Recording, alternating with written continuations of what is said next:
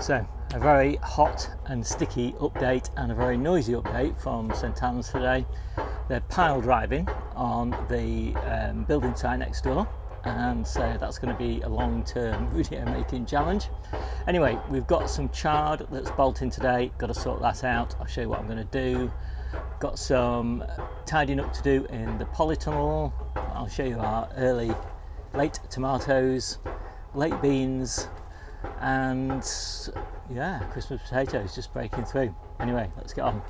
So Debbie wants to make some passata, and I think we're finally at the point now where we've got enough tomatoes to do it, so I'm going to pick some of those. And she also wants to make some chili and sweet pepper ketchup, and so we've got lots of peppers ready as well, so I'm going to get some of those picked too. So these are mostly the long red Marconi, some nice new ace as well, so I'm going to pick those two. And I've got lots just starting to turn, but I think I'll leave those.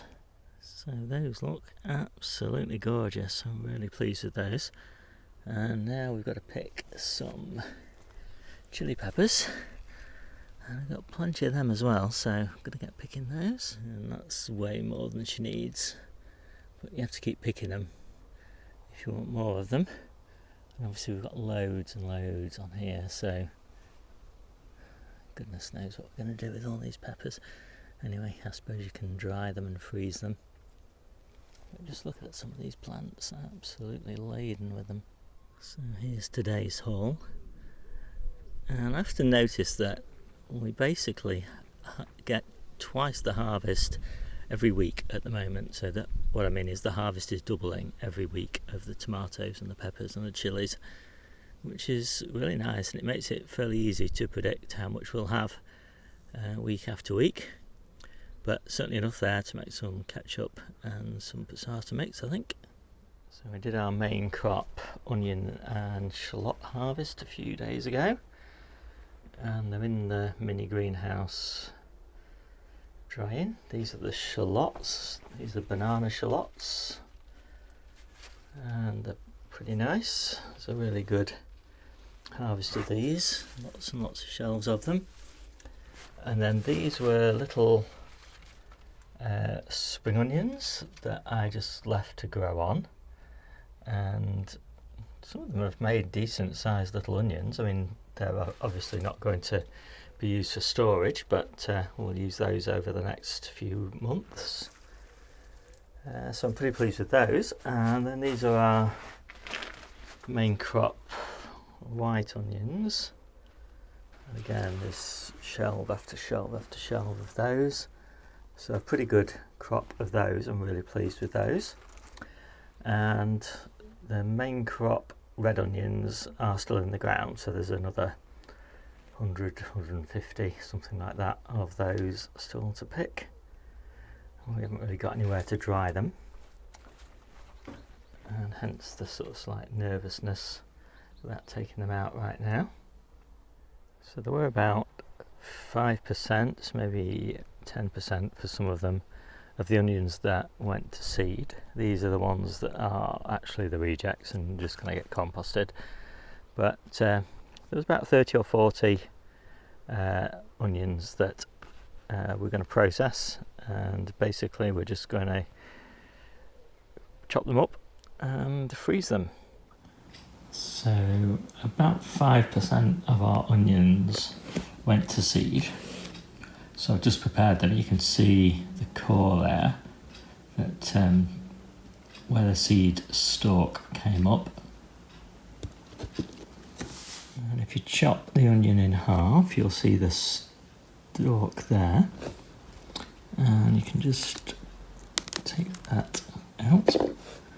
I'll also take that bit out as well.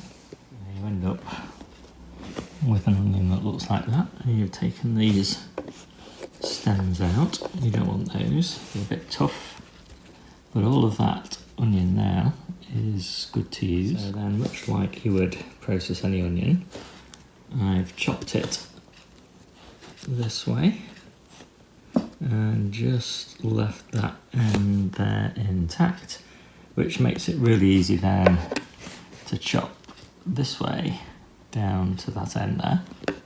So then that bit gets left, and this is all nicely chopped up. I've got a nice big bowl full here. I can keep this away from my eyes, and I kind of done the whole job in stages. So preparing all of that, no runny eyes, doing this bit of chopping a little bit but not too much. So now we've got them all chopped up, we need to get them frozen, and then we freeze them on these trays. And then once this is frozen, you just kind of break it up like this and bag it up, and then it's really loose and easy to remove just as much as you want from the bag. It's not one big solid congealed mass. Job done. So chard is a really important crop for us over winter, and when you sow it early in the year, you know, sort of April time, you always tend to get a few of the plants going to seed, and you can see that here. But if you module sow it and sow 2 or 3 seeds per module, you get 2 or 3 plants, and generally only one of them will go to seed. So in this case, if you look, this one has gone to seed, and this one, that's the one with the red stalk, and this one hasn't gone to seed. You often find that actually, that it's the red ones that go to seed, the ruby chard family ones. And anyway, so what I'm doing is I'm just snipping these out at the base and leaving the plant that hasn't gone to seed in its place, and it makes it a heck of a lot easier than sowing new plants and trying to get them established in the middle of a bed. So here's another example, so another red one that's gone to seed, and that's next to this forward hook which hasn't gone to seed. So again, I'm just going to snip this one out at the base,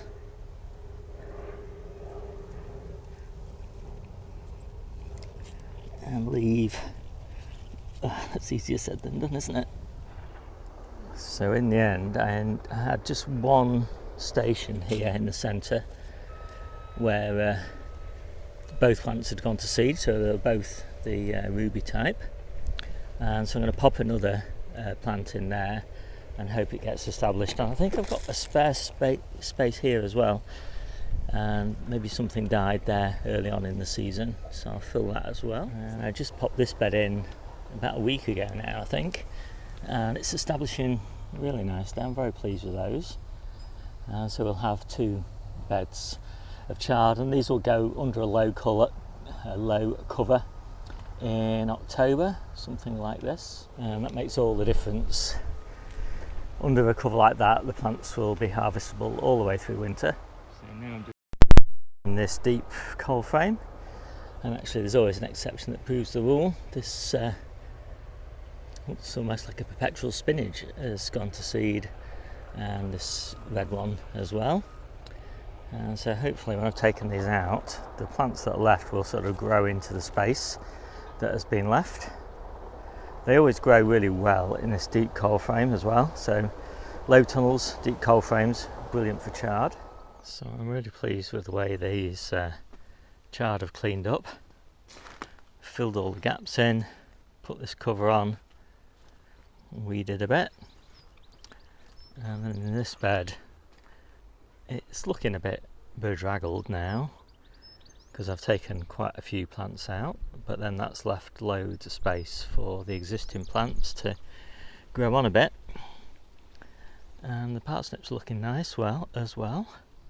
First time I've grown parsnips, so I'm quite fussy with those. Hoping to grow quite a lot more of them next year.